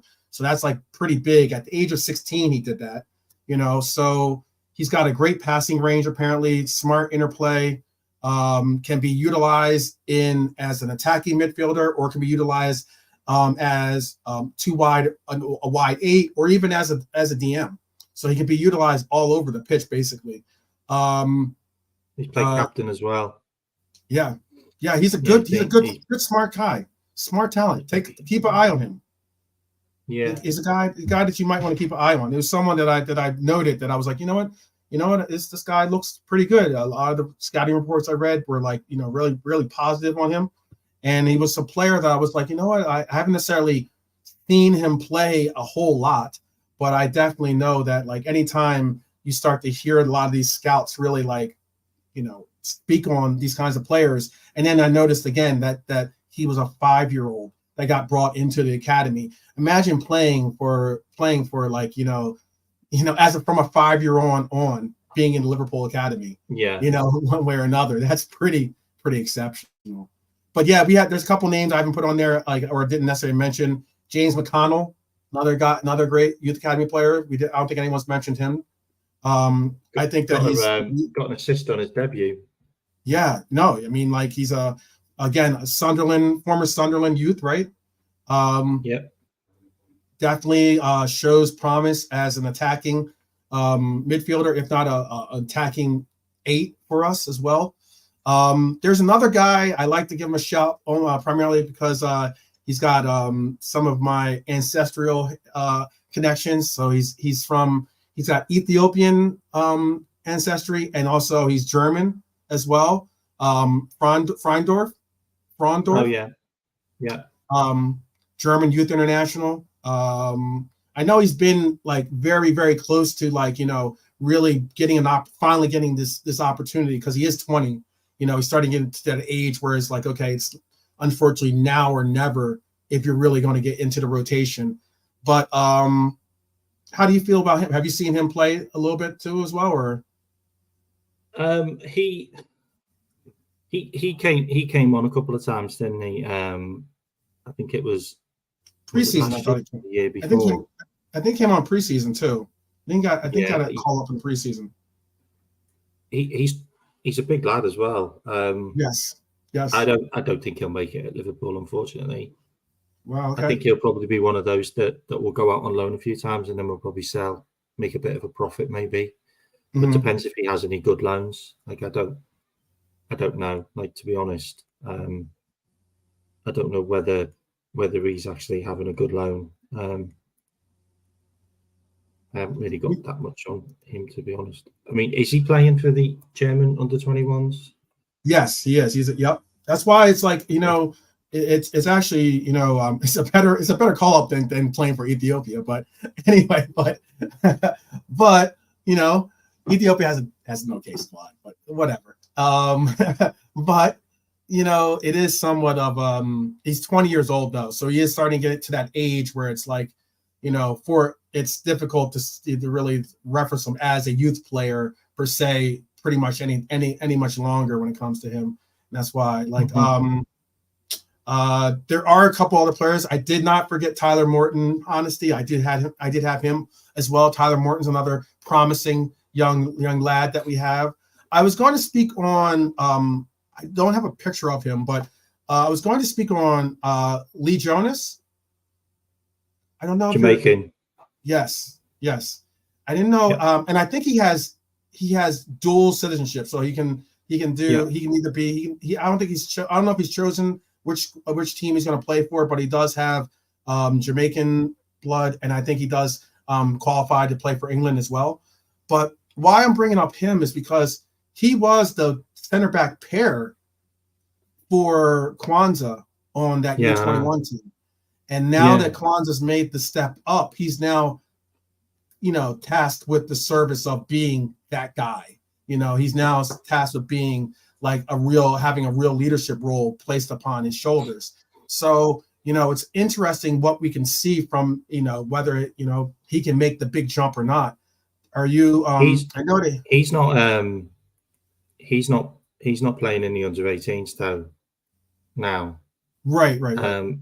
You've got where's his name? Am I just looking at midfielders? We've got he plays for U19s. He plays for U19s. Yeah, we've got a couple of new players that are playing in the under-18s in defence now. Let me just find his name. I think he's Spanish. So Josh Davison's a defender. He's the guy I mentioned. Nathan Giblin. It's Francis Gimaya. He's Spanish. He's the guy that gets played at the back. A Welty Lucky. And you got like Terrence Miles, Niall Osborne, Callum Scanion. Have you spoke about him? Like, he's going to be a real player. Like, but I'm not sure whether he's a left back or a left winger. Obviously Carter Pennington. He plays centre back. He's basically the main player at the back for us in our under-18s. Right. Honestly, just asked you that question too. He was just asking. But the guy you haven't mentioned, back or will he play another position under any manager? Yeah. The guy you haven't mentioned is Amara Nallo, who we signed from West Ham. He is incredible. Like, West Ham were really, really pissed off that we got him. He's a real talent, this guy, Amara Nallo. And where are we looking to play him? Where do you think we're going to be looking? He's a central defender, mate. Central. So you've got Nallo, who's a centre back, and he's a monster, absolute monster, seriously. And then you've got Trey Nyoni, who we got from Leicester, who's the midfielder. And then you got Jaden Dance. Like, those three are that's like the spine of the under-18s, because they're all huge. They're all big, like, guys. 18 years old, fully growing. Like, big players. They basically make up the under-18s, and then you just throw the rest around them, the rest of the talent around them. But they are the spine of the under-18s. They're the ones which will succeed, and they'll come through into the first team, guaranteed. Those three, 100%. Wow. Probably the goalkeeper as well. I think the goalie's really special. Like, he's going to be really good. Polish kid. Oh yes. Yeah, there's a lot of promise for him. Do you see him? This is another player. Do you see him getting in? Do you see him getting in front of the pecking order of Marcelo, or do you think Marcelo is still got some time? Because there's only two other players Owen Beck is a player that I haven't mentioned just yet. You know, obviously Owen Beck has talent. You know, he's played. Owen Beck went back to Dundee and got 2 assists in the last 5 games. yeah. He literally just, Owen Beck is a good player. Went back there and just started smashing it again. Yeah, he's a good player. I mean, there's reasons why we definitely we got him back as like an emergency, didn't we? Yeah. I don't think Pitaluga will make it, if I'm honest. Oh wow, okay. Like look at his loans. His loans are at really poor clubs. Mm-hmm. Like I think one of his loans was like Accrington Stanley. Like seriously, like really low clubs. And he's gone to Ireland now, and to play for like Glentoran or someone like that. Like, wow, you know, yeah, that's just not. That's he's not 20 years old exactly. now. Yeah, that's not really ringing endorsement of like, yeah, we're sending our 20 best. years old. Like if you're really looking at players that are gonna come in and, you know, maybe pick up where the likes of Queven Keller did, then, you know, you got like the kid at Southampton, Travers. Do you remember him? He was like 21. Ramsdale. Like, you're not talking to Pitaluga in any of those names. Like, he's nowhere near any of them, and they're the kind of goalies that came on at a young age, you know, to succeed and get Premier League game time. Like Queven started playing for us when he was like 22, didn't he, in the first team? 22, yeah, 23? but it's what I was gonna say is interesting because we obviously had the Brazilian goalkeeper coach for the youth academy. Taparel, yeah.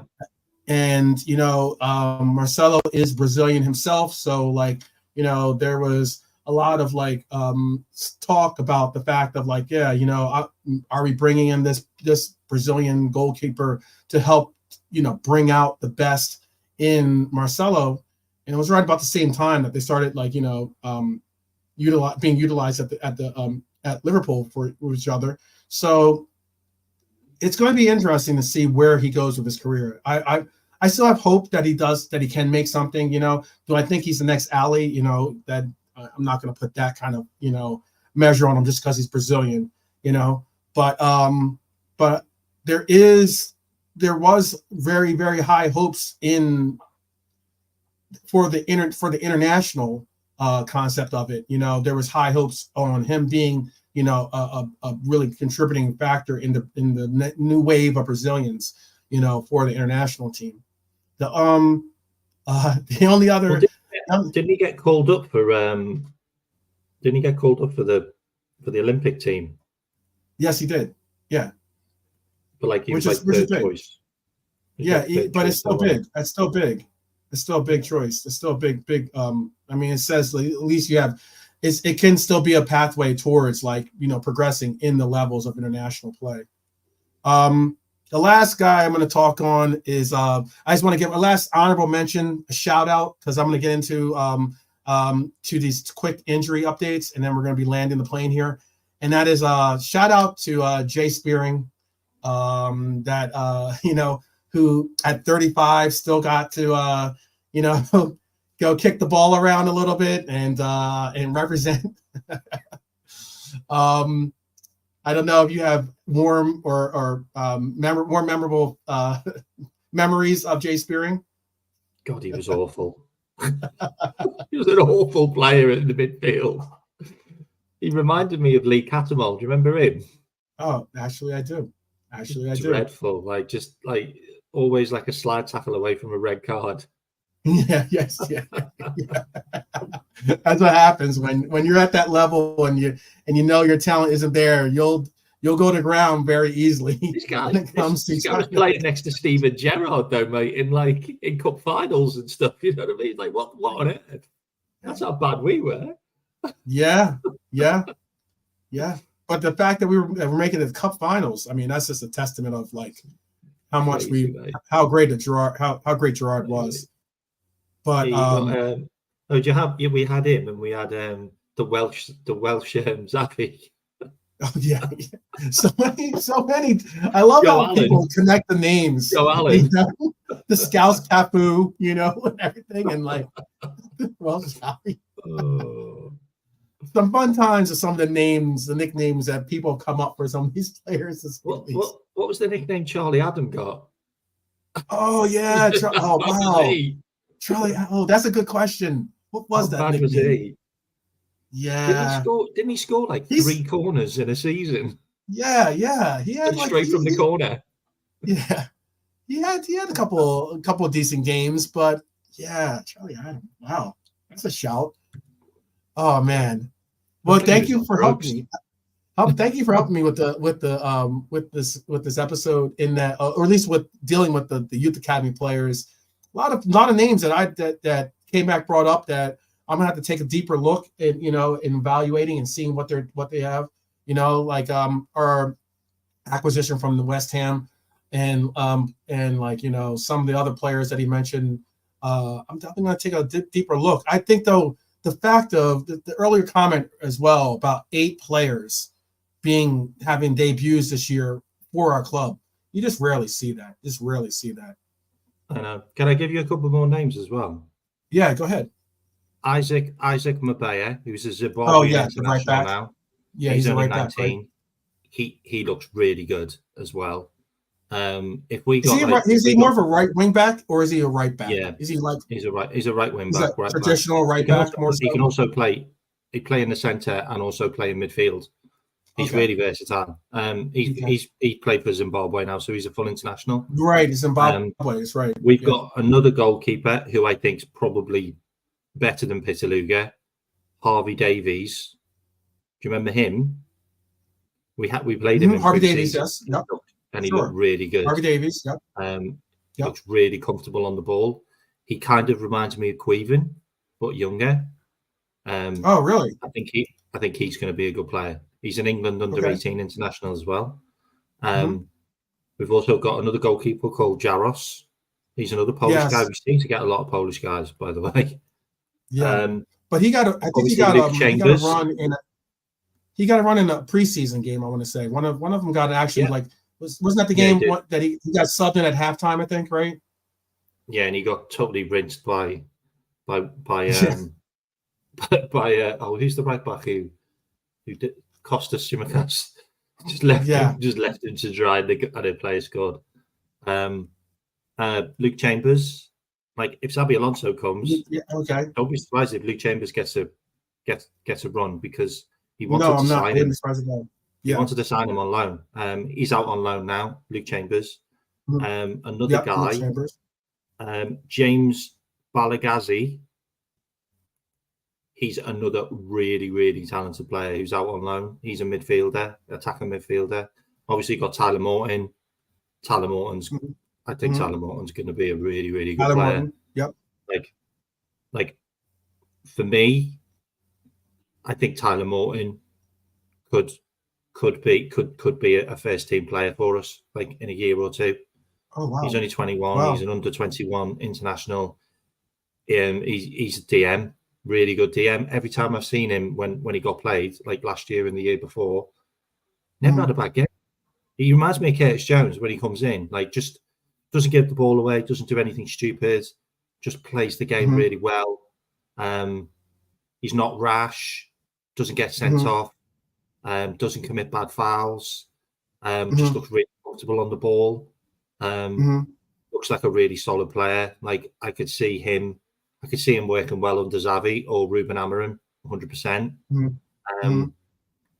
Balazazi. I don't know if I said Trent Kone Doherty. It's another guy. It's a winger. Trent Kone Doherty is just really young, really raw. Irish. just absolute speed demon. Really, really good. Balagazi's on a loan at Crawley Town, so I think he's in like the second tier, and then he went to Kilmarnock to play in the Premier League in Scotland. He's doing well. Yep. He's another good player. He's a bit like Jonas. I think he's Jamaican. I think he can play for Jamaica as well. But we got. I don't know if you said. Did you say Francis? Did you say Francis? Did you mention Francis? Francis GMA, Spanish. GMA. Yeah. I've seen him like for the under 18s. I think he's like 17. I think we signed him from like Valencia or somewhere like that. We might have got him from the same club that we got Basetic. But we got some good young players. A lot of our academy players have come from other clubs, like the standout players. Right. He's a left back. Francis is a left back, and future's bright. So, future's bright. But with the emergence of Callum Scanlon, he's gotten some real attention as well. I don't know if you said. Did you say Renell Young? That was another name.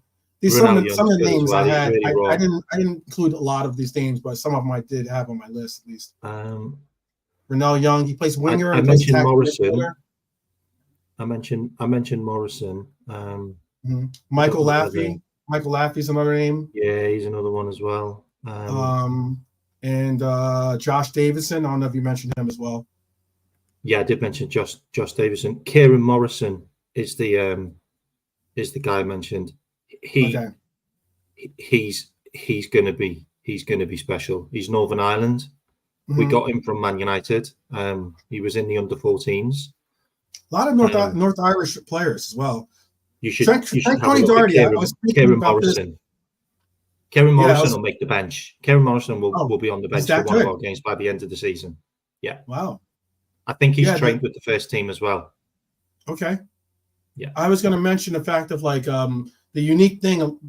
You've mentioned a lot of players, and a good number of those players have been North Irish players, which is very interesting. Yeah. We get quite a few Welsh players as well. Yeah. Kumas is the next and on one, top of that, it's what I was going to say was interesting. Owen Beck's Welsh international as well, by the way. Yeah. He's already played for the Welsh team. What I was going to say is that the Trent Coney Doherty, I was speaking about this to Brian.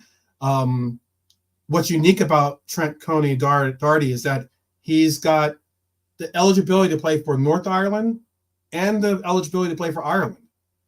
Yeah, which is that's very unique, to say the least. When I saw that, I thought it was maybe a typo. I hope he takes the other one because they got a chance of getting to World Cups and that, haven't they? The other one doesn't really ever qualify, do they? Republic gets a final. They get to finals more often, than Northern. That makes sense. Mm-hmm. But he'll probably get more chance to play for Northern. They also have they probably have a bigger pool of players to pick from too. There's some Irish players in the under 21s that play for in German teams and Inter Milan and there's also quite a few Scottish under 21 players that play for Italian teams and that. Mm-hmm. They're in their youth squads. They get out on the continent quite a lot. There's a couple in Spain as well and Portugal. These some of them that you see in the Irish teams, you're like, who does he play for? And then you find out he plays for Genoa or Inter Milan, mm-hmm. and you're like, whoa! And they're the type of players we'll go and get. We'll go and get those players after they've progressed in their academies, and that's what we do. And that's what we did with Stefan Basetic. That's what we did with obviously Ben Doak. We got these players from other academies once they developed. Right, Elliot. You spoke about Elliot as well. Yep. Elliot was. I feel like Elliot was a bit of a generational talent, if I'm honest. Mm-hmm. I don't really understand Fulham booing Elliot. He played 2 games for them. Yeah, you can't really boo a player who wasn't actually at your club. But I guess it's somewhat I can. It's the fact that they want. It's the fact that he could have been he could have been a generational talent for them. So therefore, you feel like slighted that he ended up going. Like they signed him the year before from QPR. Like, if anyone should boo, it should be QPR. QPR. He was their academy player. True. That's true. Queen's Park. But yeah, it's weird. Like I watched him get booed. He got booed the whole game. Oh, absolutely. Absolutely. And I'm like, why are you booing him, you weirdo? He's not actually your player. I mean, like, yeah, like he's been in our academy. I mean, it's not like Liverpool booed Wilson or something like that, So I mean, like, weird, isn't it? Yeah, it was weird. Yeah, it's like he got booed the whole game, and then Wilson didn't get booed, and he scored. Yeah. That's the best way to shut him up. Yeah. I'm gonna give a quick. I wanted to get your take real quick. We're gonna land after this injury updates, but I want to give you guys some injury updates and see how you guys are feeling about this. What you think is the course, or would you play these players, or would you hold them back from playing? Because there's a lot of question marks, I think, that now come up with a lot of these injuries and some of the emergencies of these players. So Liverpool will be without Alexander-Arnold for around a month after he aggravated his damaged knee in the 3-1 Burnley score on Saturday, obviously. So it means that the right back is expected to miss at least 5 games, including the meeting with Chelsea in the Carabao Cup final and the FA Cup 5th round tie at home against Southampton. Would you play him? Would you? Because seems like it was almost like it was a little bit of a rush to get him back. Maybe it was even Trent initiating that effort to get back onto the pitch. Would you tell Trent, hey, take your time, or would you say, Trent, hey, let's try to get this moving? Didn't he damage it in that? When that player went round him on the outside. Yeah. Didn't he damage it there? Most likely. Wasn't that where it actually happened when he turned and tried to run back fast with him? Right. And he kind of might have slipped on the turf on the outside of the pitch. Like what Matip did, where his studs got caught in the turf and the grass. Right. No. Oh yeah. I remember because I know Barnes was like.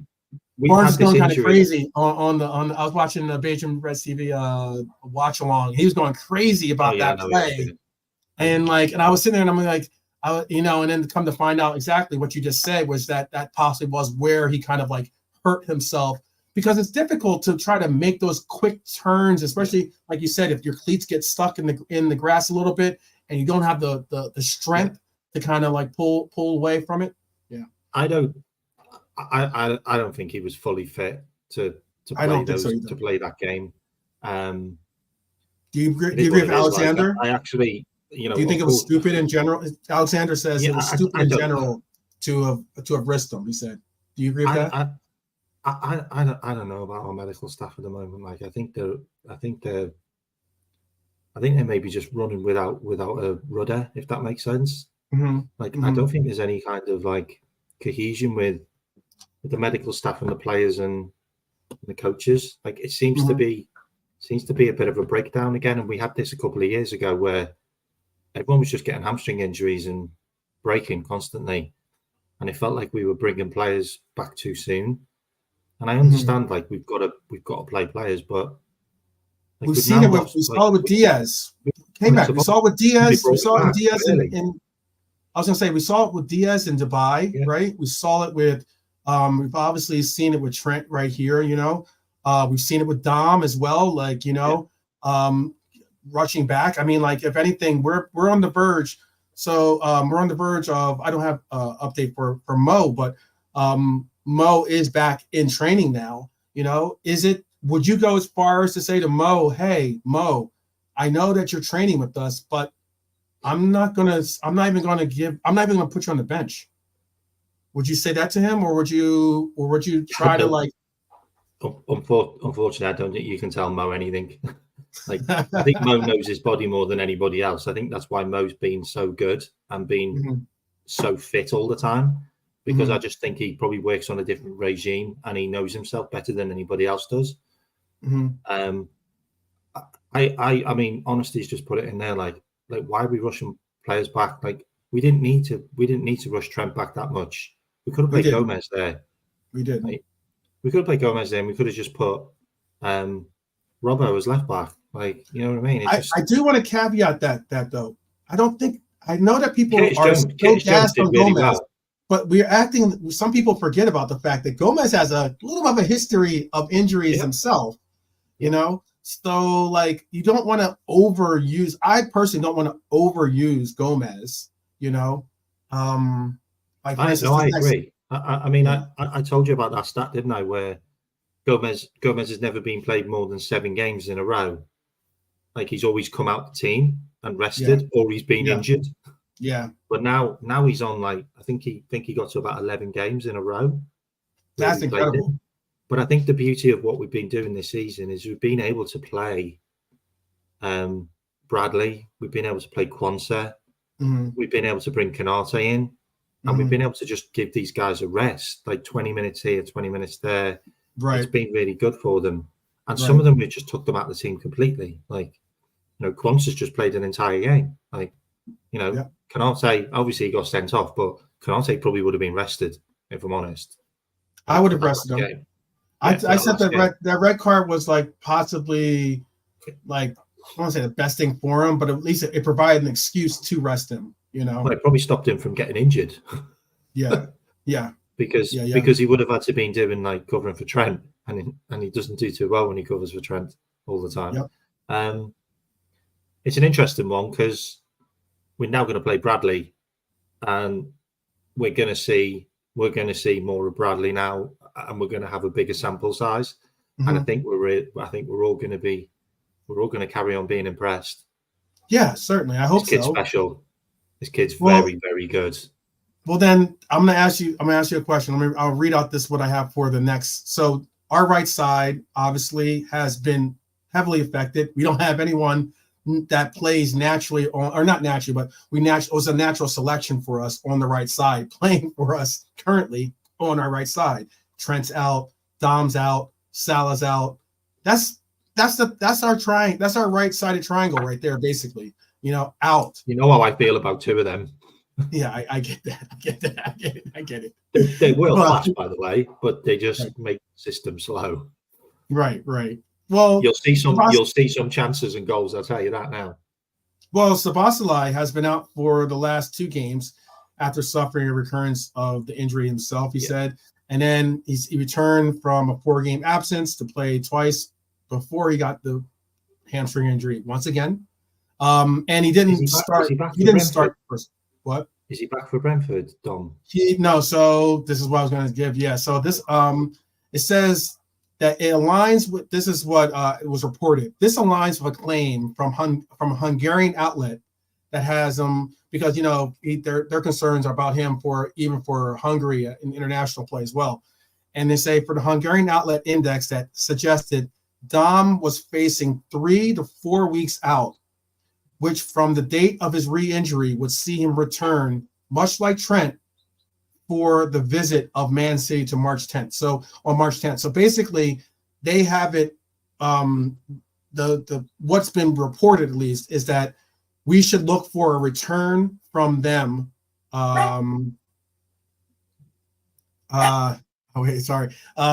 We should look for a return from them from Dom and Trent for that Man City game.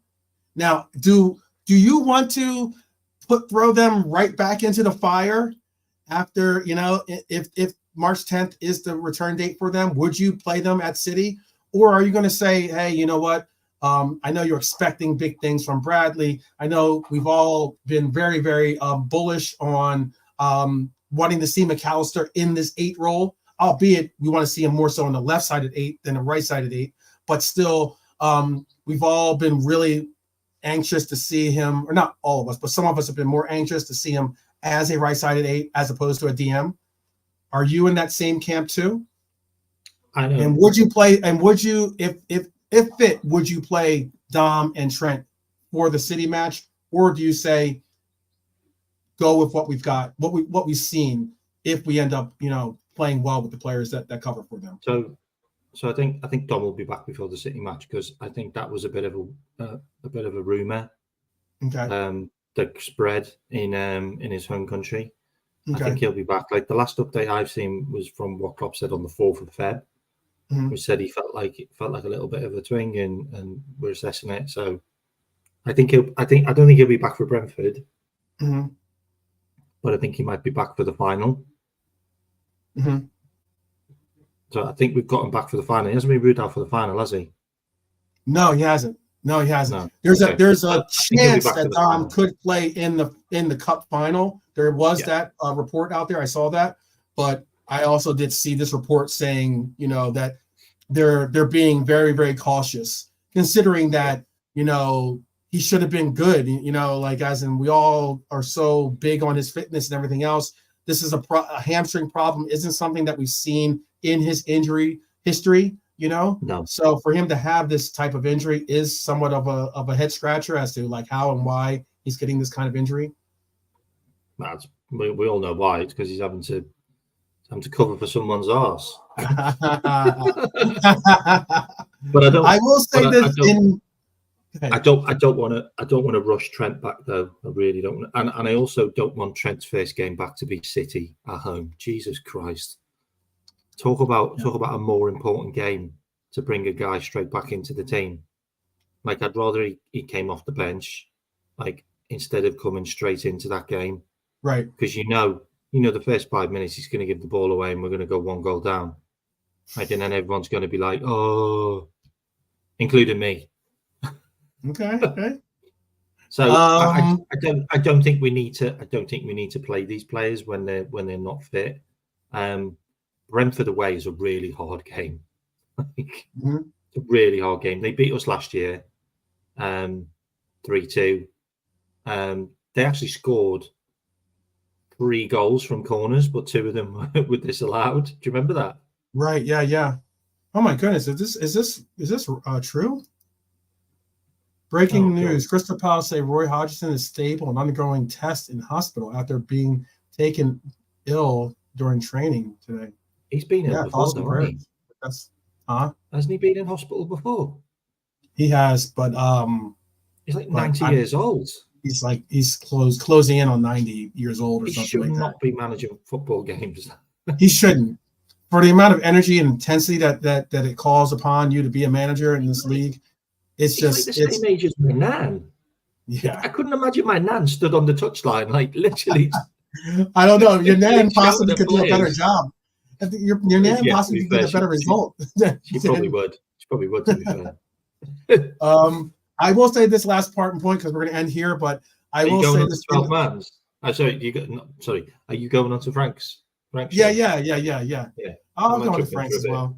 I know. I was going to say, you know what? He's older than in Dom's defense. He's 73, by the way. Yeah, 74. Yeah. He's very old. He's definitely old. In Dom's defense, only Alexander-Arnold with 53 and Mo Salah with 47 have created more chances in the Premier League this year. Only Alexander-Arnold and Mohamed Salah have created more chances than Dominic Szoboszlai. So as much as I know that you're not too a Trent's all for Salah. Yeah, possibly. And Salah's are all for Nunez, as who's missed. yeah. That's possibly true too. That's exactly what I said about one-dimensional. You just backed me up. Yeah. Well, with that bright little bit of sunshine there. I think we're still going to win 3 cups, by the way. So okay, so guys, do you guys want us winning a domestic treble, or do you have us winning? Yeah, what's your call? You know my call is the Europa Quad, but go ahead.